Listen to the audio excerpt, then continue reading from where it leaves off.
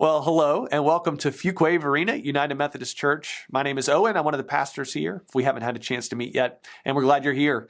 We know that life can get crazy, and sometimes we have to find time to worship during the week, and so we have crafted this worship opportunity just for you.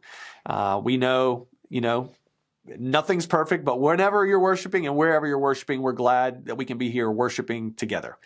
If you are with us for the first time or you'd like to let us know you're here, if you just got questions we can follow up with, we'd love for you to text us, send the word hello to the number that's right here at the bottom of your screen.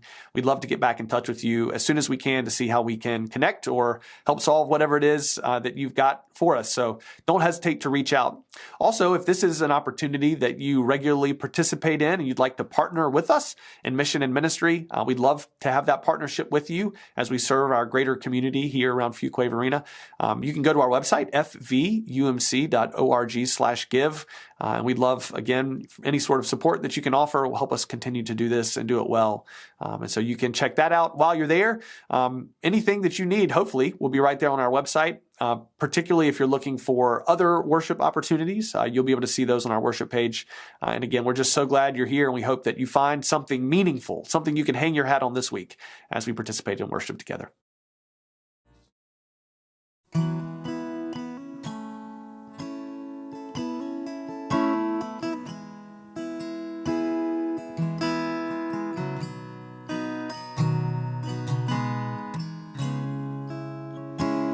You are here, moving in our midst.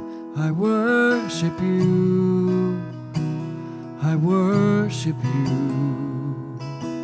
You are here, working in this place. I worship you, I worship you.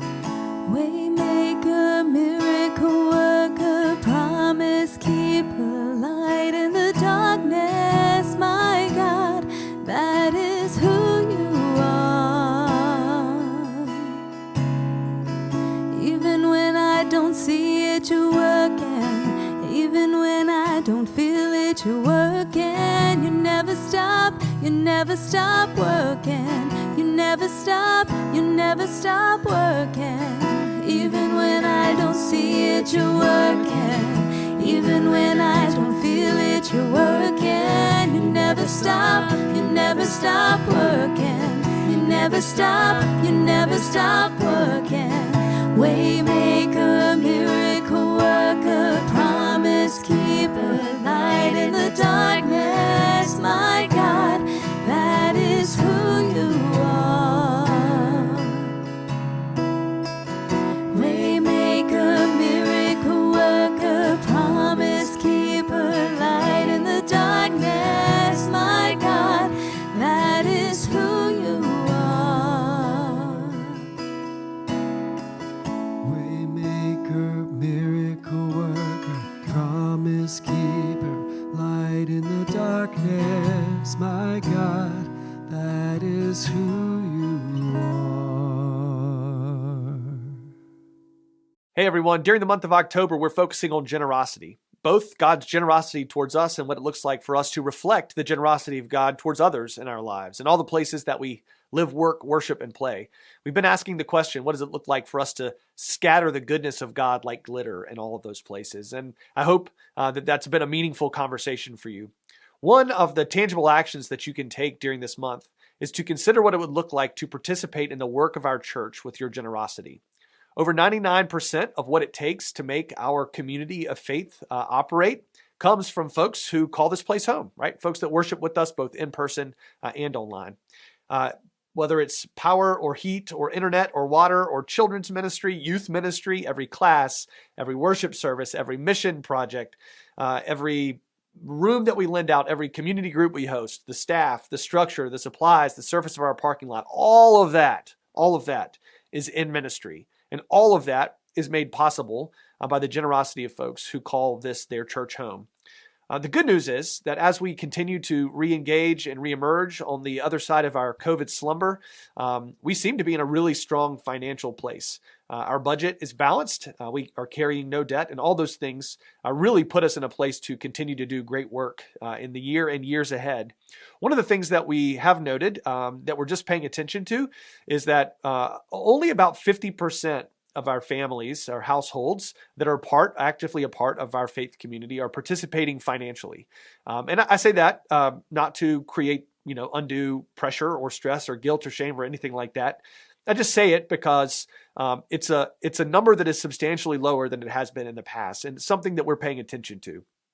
I think one of the things that we're kind of up against, and at least I can see this in our own, my own family, there are a lot of things that we had that were part of our routine or our habit, or things that we were committed to.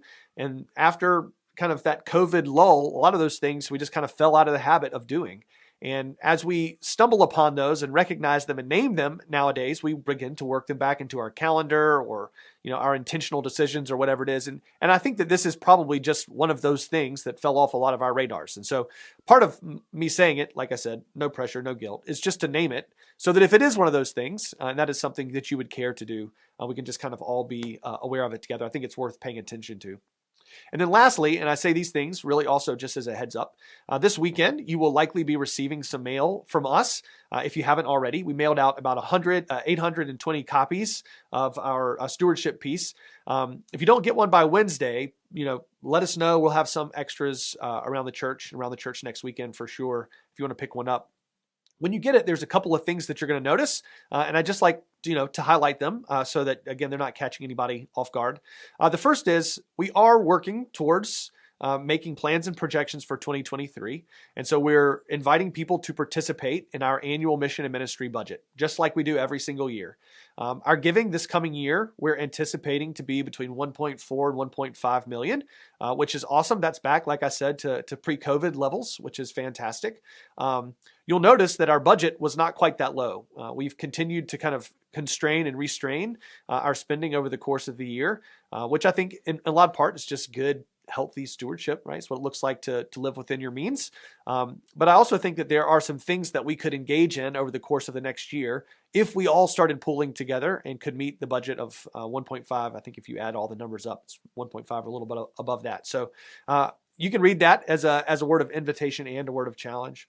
Also, you're going to notice that on the inside of it, we invite people to start considering what it would look like to participate in a capital campaign. Revise, Refresh, Renew is going to be a capital campaign that we're starting this October.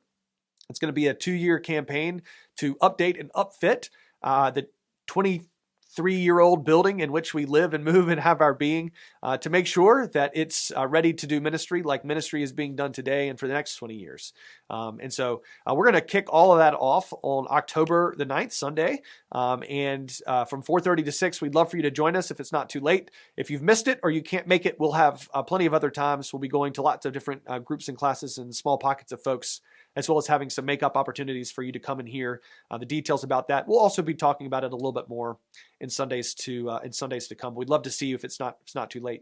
And then the third thing is on the inside of it, you'll find one of our estimate of giving cards. For some of you, this is not an uncommon thing. It won't look any different than the ones that have looked like before, except that this year we have both our annual mission and ministry budget as well as R3 opportunities. And on the back, you'll see those delineated pretty clearly. Here's the thing. I am not asking anyone to rush to turn this in. We make plans for 23 in the middle of November based on what we hear back from folks during the month of October. So what I'd like to invite you to do is to just take this, hold on to it, pray over it, have some good conversation with your family. Not trying to create any undue stress or pressure there. But you can see, I anticipate that some folks will be able to make like a one-time gift to R3. Some, and I think like my family would probably fall into this category. I don't have a lot of savings that I can go and pull a one-time gift from, but we're going to ask the question what it looks like to give over and above what we have been giving to the annual mission and ministry budget. So we'll have that conversation. We might put our number in the line. We also recognize that that's not necessarily the case for everyone, and we want everybody to be able to participate in this to whatever level they can or want to. And so you'll see that there's also a checkbox there. If you say, well, I can't do anything right now, but you're going to commit to considering it, over the course of the next 2 years as we go along. So again, I'm not asking you to fill this out today, but by the end of October, we'd love to have these back from those of you that are willing to do that. And again, if this is your first Sunday with us or your first time in a long time and you think, gosh, why? I knew my first time they were going to ask me for money. I'm not asking you for anything. That's not what we're asking you for. Again, this is a conversation that we're having for folks who call this place home. And if one day you call this place home and you're a part of our worship community, then maybe we'll have a different conversation. But today, be at ease and be at peace. As always, if y'all have questions, don't hesitate at all to reach out. And now I'd like for us to take a second to check out just one of the many, many ways that we're scattering the goodness of God like glitter in our church community and in the community around us. So let's check this video out.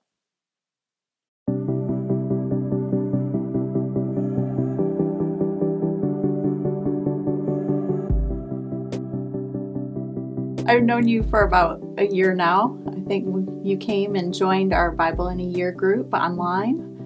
And I've gotten to know you during that time. And what was it like to come to Fuquay and online and start your membership process that way?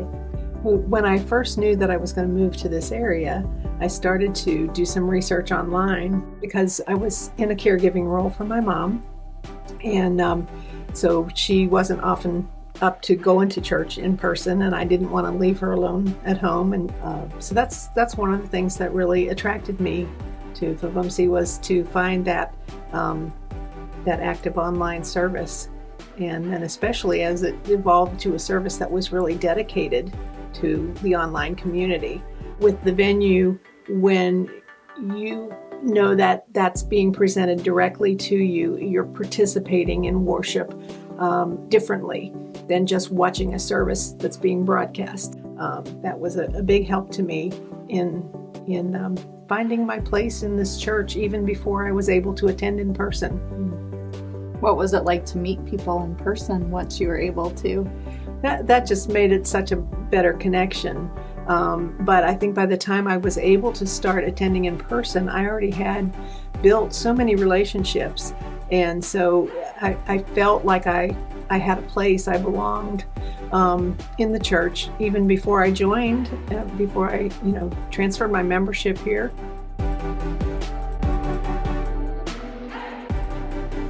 We were talking about the glitter and that metaphor with glitter, and if we can throw all the glitter we want to into a dark room, but until that little speck of glitter gets light on it, it doesn't serve a purpose, right? And so I think that what we've both seen is that in letting God's light shine through us, that we're able to form relationships and connect with people.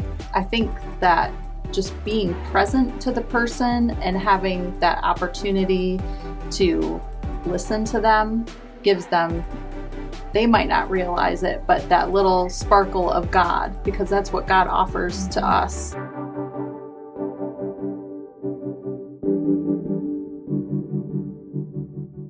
Well, hey, everybody, it's great to be together with you today. We're going to continue on asking the same question this week that we started asking last week, and that is, what if we scattered the goodness of God like glitter? What if we, as a church, scattered the goodness of God like glitter in our church, all around our church and all around our community? So often it feels to me like we have this assumption we operate with, that if we're going to do something meaningful in church, if we're going to do something meaningful for God, for Jesus, in the kingdom of God, that thing has to be big in order to be important. And most of us don't think of ourselves as big and important people, big enough to do big and important things. The good news is that most of the people that followed Jesus around in his hometown, the region of the Galilee, they weren't big and important people either. They were just like us. They were folks who weren't big people, who had the capacity to do big things. They were just normal, everyday, ordinary folks. And Jesus regularly had to remind them, like I hope we can be reminded, that in the great economy of God, like in the way of Jesus, when we do small things that magnify God, when we do small things that make God famous, when we do small things that point people in the direction of God, God magnifies the things that we do so that they can have incredible impact in the kingdom of God, in the lives and hearts and minds of the folks that we show up and serve with, serve alongside, serve as friends and neighbors. The passage that we're going to read in just a second is a passage of scripture that sometimes we use to talk about big people doing big things. But when Jesus says these words, he's not talking to people with a lot of access or power or authority or capacity to do big things. He's not talking to big people. He's talking to ordinary, everyday people just like us. But he's inviting us to do something that matters. And so I say that because I think it's helpful to remember who he's talking to here. Jesus is, this is his Sermon on the Mount. It's like his most famous sermon. And his disciples, those who've been following him, kind of all gathered around. He's not talking in the presence of his detractors and naysayers and enemies. He's not talking around the elite people that are in power trying to change who they are. He's talking to us, right? And I'm going to use us and we to talk about followers of Jesus. I certainly would count myself in that camp, and I hope that you would as well. So he's talking about what it looks like for those of us who are followers of Jesus, like what it looks like for us to be shaped and formed in a particular way for a particular purpose. As we read this passage, I think it's part of the reason that I say all this is to say, like, we've been talking about glitter, what it looks like for us to be glitter. And glitter is not big. Glitter is little. It's a combination of a lot of little sparkles, right, that show up on a page or wherever. And glitter has this incredible capacity to just get stuck in every corner of everything that it touches. And you know that it's there because when nothing else around it is, it's the one little glimmer reflecting light that catches your eye, which is why we're asking, what does it look like for all of us to be glitter? Normal, everyday, ordinary people showing up and reflecting the love of God in the places that we live, work, and play. What if we could scatter the goodness of God like glitter? Here's the portion of scripture we're reading is from Matthew chapter 5, 14 through 16. Jesus has just switched from the first point he's made, which is all made in the third person. He's talking about what it looks like to live in the way of Jesus, to be a person of the family of God. And the word church doesn't really exist yet, right? We're not using that word to talk about what it means to be followers of Jesus yet when he's talking. But he's shaping and forming the ethic and the identity and the character and the nature of what we have come to call church over time. And then he turns from speaking in the third person to speaking in the first person plural to the people who were sitting right there in front of him. And among other things, he says this: "You are the light of the world. A city on a hill can't be hidden. No one, after lighting a lamp, puts it under a bushel basket, but on a lampstand, so it can give light to the whole house. In the same way, let your light shine before others, so that they may see your light, see your good work, and give glory to your Father in heaven." Jesus says that we, as his followers, are called to be light to the world. What kind of light is Jesus talking about here? Like, what kind of light might we be asked to be here in this passage? And you could just kind of uncover some things, as he speaks them here. We're called to be the light of the world. Now, keen listeners are going to recognize immediately that in the Gospel of John, Jesus is called the light of the world. So Jesus clearly isn't telling us it's our job to be Jesus. What does it mean that the light of the world is asking us to be the light of the world? I think first and foremost, before this is a commandment, it's an invitation to participate in the work that Jesus is doing. And he kind of carries this on. He says, a lamp in a house is intended to light the entire house. You put it on a lampstand so that everybody in the house can see everything in the house. You're not going to cover that over with a basket. That's not the point or the purpose of light. We're asked to be light, but not just any light on a purpose, in partnership with the purposes and the work of Jesus. I also think that this city on a hill bit is kind of interesting, right? Jesus says here that a city on a hill, it can't be hidden. A city on a hill is not a light reference. It's be light like a lamp. In between those two things, we have this bit about a city on a hill. I mean, I suppose at night, maybe there's torches or something and it's getting lit up. But this is like Jesus, they didn't have street lights. There weren't like a ton of electricity in the city on a hill that Jesus is thinking about. So what's that all about, right? The idea of that city on a hill is that it can't be hidden. Even if it wants to be hidden, it can't be hidden, right? So a city on a hill can always be seen, which maybe is helpful if someone's trying to navigate their way there. But it could also be a risk because you kind of try to hide from your enemies. But if you're on a hill, they know right where you are, right? Good or for ill, a city on a hill cannot be hidden, which means that if we're light in the world, if that's who we're called to be, it means that everybody sees us. It means that everybody sees us, how we show up, right? What kind of light we bring, it matters because we can't hide that light. It's not hideable.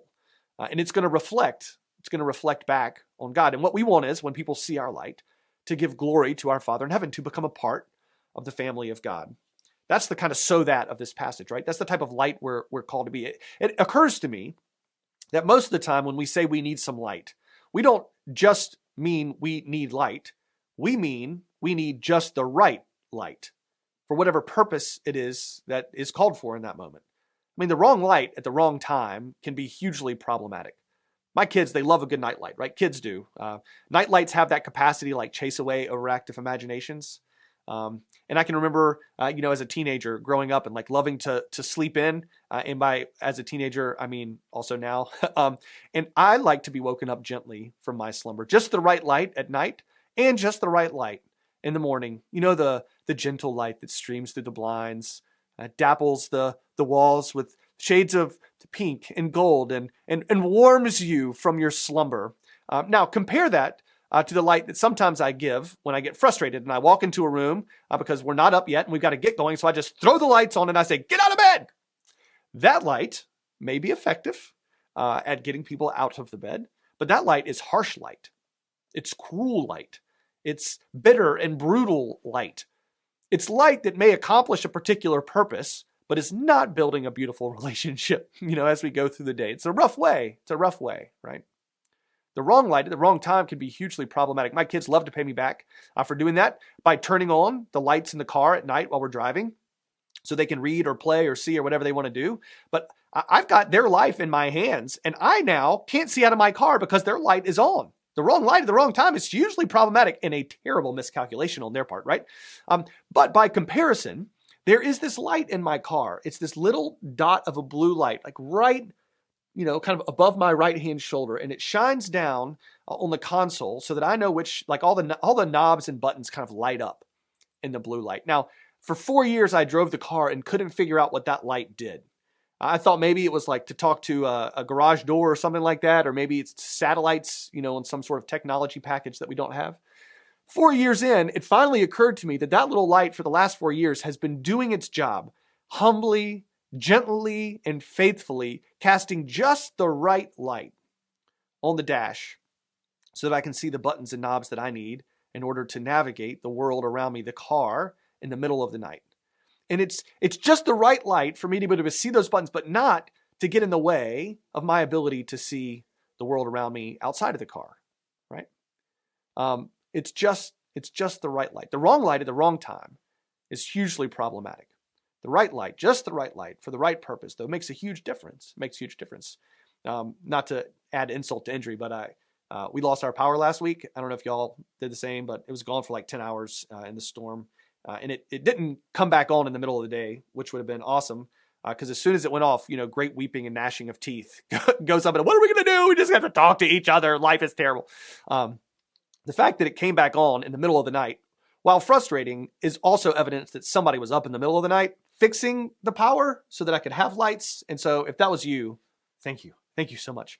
But in the middle of the night, right, all the lights come back on at the same time. And it's been kind of prepping for today, prepping for this moment.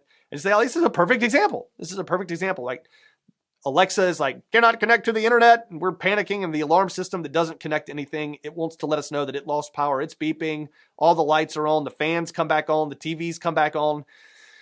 It's like we were under attack. So I rolled over and put the covers over my head while Chambliss ran around the house, turning all the lights off. But the wrong light at the wrong time is not super helpful, right? It's just the right light for the purpose that we're being asked, the purpose that we need. And so we don't just need light. We need just the right light. You with me? So what kind of light is Jesus asking us to be? What is the purpose of the light that Jesus is asking us to partner with him in providing to the world? I suppose there are many places that we could turn to answer that question. Plenty of places in Scripture that could give us an answer to it. But one that sort of has captivated my attention, comes in a series of stories that Jesus tells, not when he's just with his disciples. I mean, they're also there. But his detractors, his naysayers, his opponents are also around. Those in authority, those in places of power who are criticizing the way Jesus is carrying himself, the people with whom Jesus is choosing to associate and hang out, the corners of the community where Jesus is finding himself reflecting the love of God. And they don't like how he's doing it. And so he tells this series of stories. And in the middle is a story about a woman who has 10 silver coins, each kind of representing a full day's wage. And she's lost one. And Jesus says, what woman having 10 silver coins, if she loses one of them, does not light a lamp, sweep the house, and search carefully until she finds it? I mean, it kind of calls to mind this image of a woman, holding a lamp on her hands and her knees, searching around in like every hidden part of the house to find her treasured possession. Jesus then asks us, like, isn't this what God is about? And so if this is what God is up to, like, wouldn't we do the same thing for a coin? And if we would do the same thing for a coin, what would we do for a child of God that's gone missing, right? A child of God that's not a part of the family of God. And Jesus is basically reminding all of those with ears to hear that's exactly the mission that Jesus is on. That God, fully enfleshed in the person of Jesus, is on hand and knees, searching every corner, every crack, every crevice, every shadow of every part of every house to find the treasured child that has been lost, that has wandered away, that is not yet a part of the family of God, that has not yet found themselves back in the fold. Jesus says that's what he's up to. That's his mission and ministry. Now, interestingly, Paul, later in the New Testament, preaches one of his most famous sermons in Athens, and he talks about how God so desires to be found, that God is so regularly active and alive and at work in the world around us, so that even if we're fumbling like we fumble through our house in the middle of the night in the dark with no light, that we might stumble upon God. And if we're stumbling through the world spiritually blind, we don't even know what we're looking for, we're very likely to stumble across God, to find God, to see God, to recognize the presence of God in these places. And that doesn't make what Paul has said untrue, but I think what we hear Jesus saying is that our God doesn't just desire to be found. Our God is a God whose nature and character it is to go and find. And here we have Jesus inviting us into that work. And we have a woman who doesn't just go blindly fumbling through her house in the middle of the night. But we have a woman who lights a lamp. Just the right light for the purpose of finding. And I found myself wondering, what if we are the lamp that she lights? What if we're the lamp of an uncommon kindness towards our neighbors? What if we are a lamp of unexpected forgiveness and peacemaking in our families? What if we're the lamp of unrequested generosity towards the stranger and unmistakable hospitality to all who have need to be welcomed and belong? And what if we are the lamp of incomparable grace, reflecting the love and the way of Jesus in all the places that we live and work and play? See, we're not just invited to be light.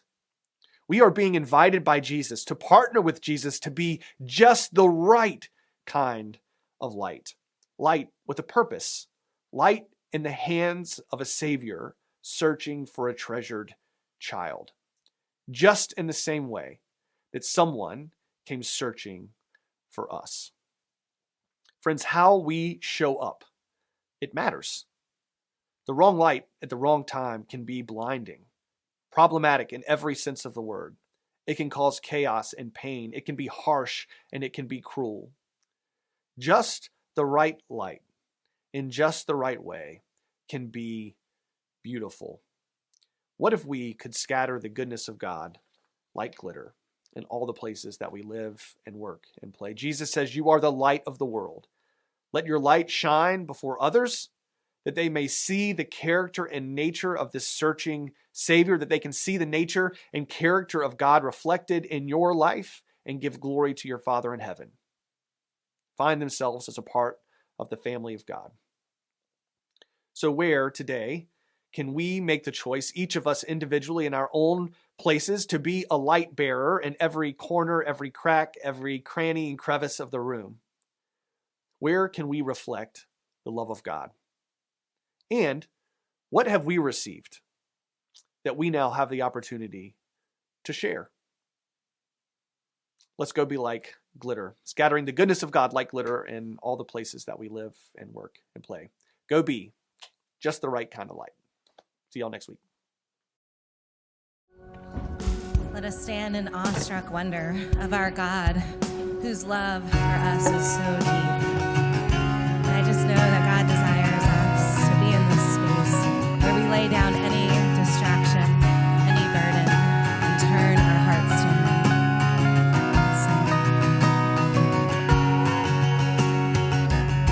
Before I spoke the word, you were singing over me. You have been so good to me. Before I took a breath, you breathed your life in me.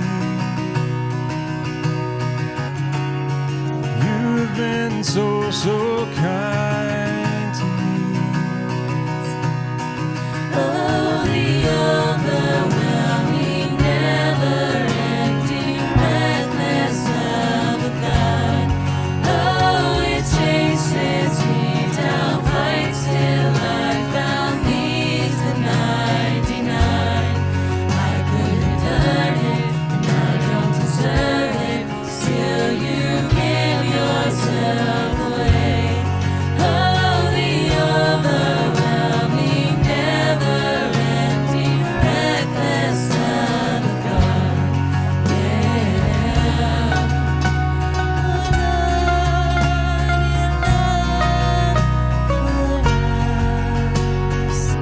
That's so deep, Lord.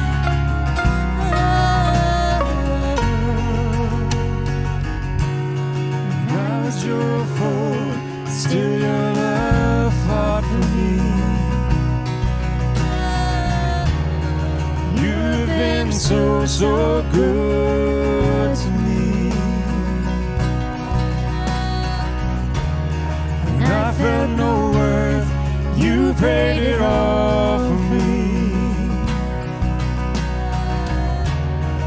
You've been so kind to me. Sing this praise.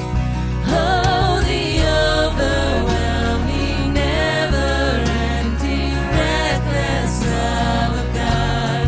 Oh, it chases me down, fights till I'm found, leaves the 99. I couldn't earn it, and I don't deserve it. Still, you give yourself away.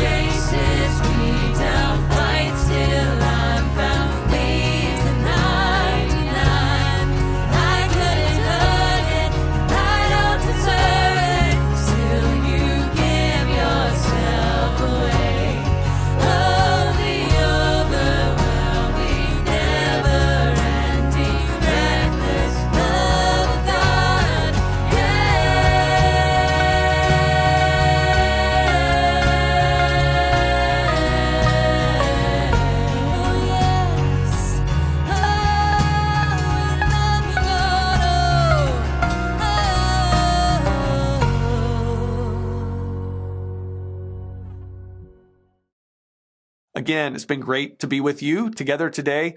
I would remind you, we'd love to know you're here. If you want to text us, just text the word hello to the number that's at the bottom of your screen. We'd love to follow up with you, particularly if there are questions you have after today's worship, or if there's something we can do to help you take the next step in your life of faith, your journey. We'd love to be able to do that with you, to partner with you in that way. So don't hesitate to reach out. And again, if you'd like to join with us in mission and ministry here in Fuquay-Varina, you can go to our website, fvumc.org/give. We'd love your support. We'd love to partner with you in ministry in all sorts of different ways.